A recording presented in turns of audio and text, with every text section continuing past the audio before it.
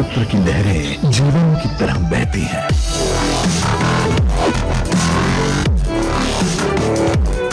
बोलियां, संस्कृति और परंपराएं कण कण में सांस लेती हैं। जहां लोगों के विचार और अद्भुत सोच विकास को नई दिशाएं देते हैं। असम की यही शक्ति जब से प्रधानमंत्री नरेंद्र मोदी जी के सबका साथ सबका विकास के विजन से जुड़ी है, तब से ये सड़कों से पुलों तक, कनेक्टिविटी से आधुनिक सुविधाओं तक विकास के रूप में दिखने लगी है।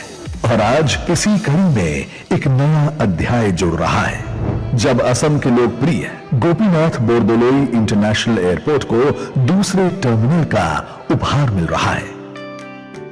भला जब प्रधानमंत्री नरेंद्र मोदी जी की सोच से देश में कोई विशाल इंफ्रास्ट्रक्चर बने और उसमें लोकल भारतीय कला की झलक न हो, ऐसा कभी हो सकता है? जो असम के विकास का नया दौर शुरू हो चुका है। असम ट्रेड और टूरिज्म का बड़ा सेंटर बनेगा। हम मिलकर विकसित असम बनाएंगे, विकसित भारत बनाएंगे। इसी नवीन टर्मिनल पर भी झलकती है असम की स्किल, विल और ज़ील।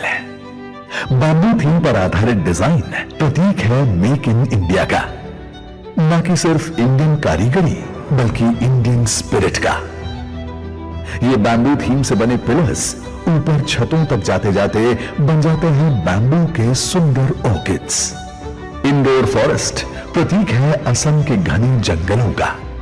डिजी यात्रा के गेट्स देखते ही फ्लायर्स के चेहरों पर स्माइल आ जाती है, क्योंकि इस द्वार पर हमारा फेस ही हमारा बोर्डिंग पास बन जाता है।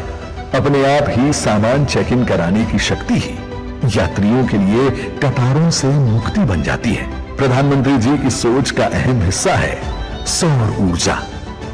यहां पर भी सूर्य ऊर्जा देगा।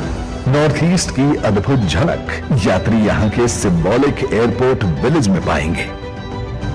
टर्मिनल 2 के जुड़ जाने से अब लोकप्रिय गोपीनाथ बोरदोलोई इंटरनेशनल एयरपोर्ट की पैसेंजर कैपेसिटी 34 लाख से बढ़कर लगभग 1 करोड़ 31 लाख प्रति वर्ष हो जाएगी। इससे यात्री सुविधा तो बढ़ेगी ही, असम के आर्थिक ग्रोथ को भी गति मिल जाएगी।